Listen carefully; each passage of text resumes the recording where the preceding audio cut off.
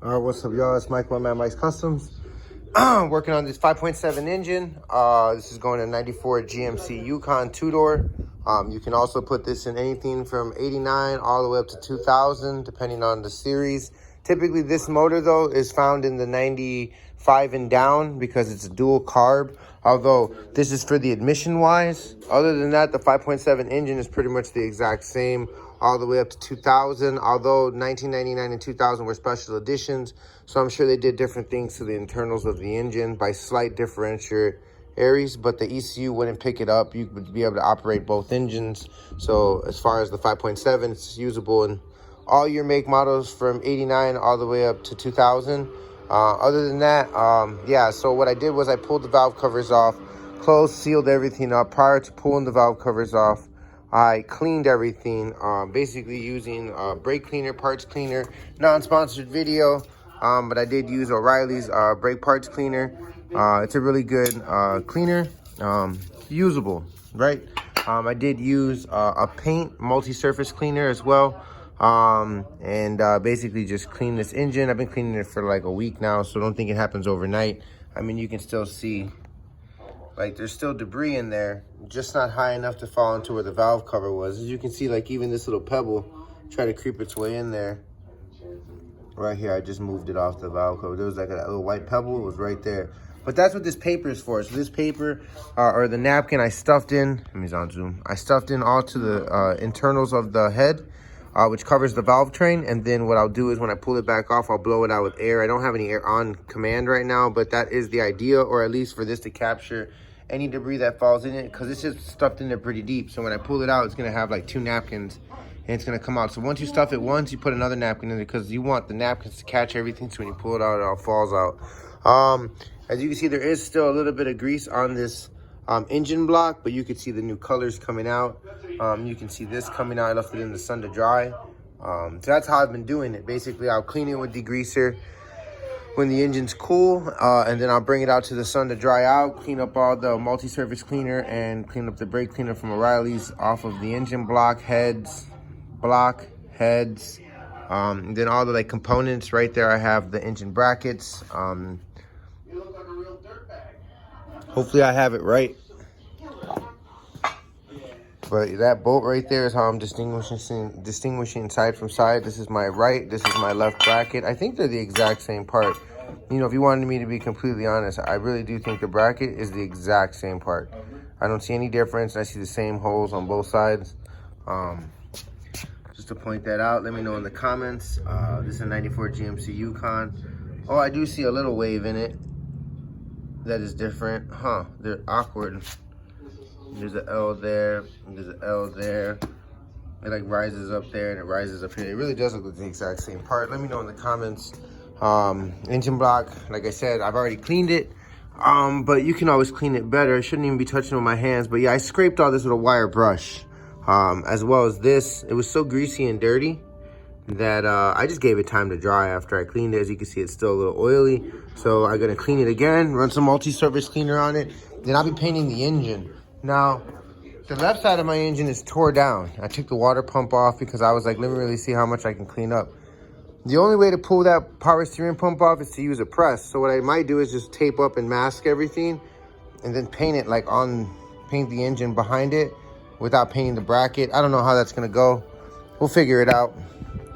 But I do plan on painting the front, both sides, left and right, and then I wanna paint the rear. I'll take the flywheel off and then clean it up inside. I'm gonna paint the whole engine, so the flywheel will be removed, pull the bolts, set the bolts on the ground, set the flywheel on the ground, clean it all up really, really, really good. And then I'm gonna tape the heads up because obviously the heads are aluminum, right? You see that silver color, so it's silver on top and silver right there.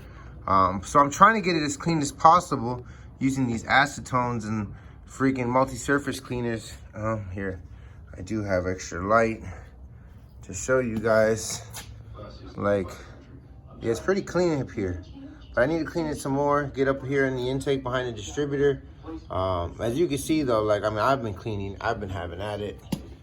I've been just cleaning and cleaning and cleaning and cleaning. But yeah, so I need a little more cleaning. That's what this bags here for us to catch everything. So I do need to clean it a little more, but everything from the heads up is fine for me. That's why I just took the valve covers off so I get everything prepped now. I do need some parts and brake cleaner. Get that out the way so you guys can actually see what I'm looking at. This is a throttle cable, but basically, right? So these fuel lines definitely need to come out the way already. But yeah, so it's pretty much clean. We're basically down to paint, whatever paint's on here. But that's how it should be. Like in this little crevice, there is like guck and muck. Parts cleaner would have dried up already. So that stuff that you're looking at is muck. So I need to clean that. I need to get all this oil behind the, what is this, automatic, so it's a flex plate, not a flywheel. And then it has this pump on here for a cooler. I am disabling the cooler for now. It had these 2 lines that went into it, 1, 2. I'm gonna get plugs and just plug them, put some nuts in them. That sounded funny. But yeah, so this engine block is pretty much ready for paint. Originally, I couldn't see this. If you watched the videos before, I don't know what part this is. I'm not even putting parts on it anymore. It's just as I go. GM 5.7, LG, SGI. Yep, SGI. So that's the motor I'm putting in here. Sorry for the long video, guys. Real quick sneak peek. This is before paint. This is before paint. I'm only painting the center of this black. The outer fins are gonna be copper. I'm gonna let this dry tonight and then I'll tape everything up tomorrow. This pulley is already painted. It does have a spot where the rope is. Yes, I know. And it's probably gonna have a spot right there where the rope is. So I'm gonna go ahead and just touch that up when I'm done. Again, I'm not, going for a hot rod paint job. I just want this to look good. The engine block though, on the other hand, I'm trying to get it like really, really nice. So when the paint goes on it, like it's gonna be a beautiful GM blue. It's gonna be something I've never even seen in a car, other than in car shows. So yeah, like, subscribe, comment. I'm gonna stop mumbling and I'm gonna get to painting really quick. This is for the pulley and what I painted on the center of the fan. Rust-Oleum primer, 2000 degrees Fahrenheit. And then obviously Ace Hardware did not have the Rust-Oleum, and when I went to O'Reilly's, of course I use O'Reilly's for like forever, non-sponsored video, but of course they had the heat treated paint. As you can see, heat treated paint. It's a really nice metallic gray. I actually have the clear inside right next to my heater, staying warm. All these cans were right next to the heater, so I'm gonna get to using them now, shake them up and get to going. Like, subscribe, comment. Always keep your cans warm and shaken. There's instructions, and obviously use your proper protection. Put your glasses on, put a face mask on. I painted some primer out here earlier without the face mask, and it made me all nauseous, gave me a really bad headache. So be careful. Disclaimer, be responsible. Everything I have is hung up really nice and tight and safe, so it's not gonna fall and hit nobody in the head. No kid's gonna come in here and get hurt. So safety first, y'all. There's the starter as well. I painted the outer edge black. I painted the plate black. And when I flip it, I'm gonna paint the other pieces black, and then that last part will be copper. I don't know how I'm gonna paint it, but somehow I gotta get it up in the air or balanced so that it's not gonna interfere.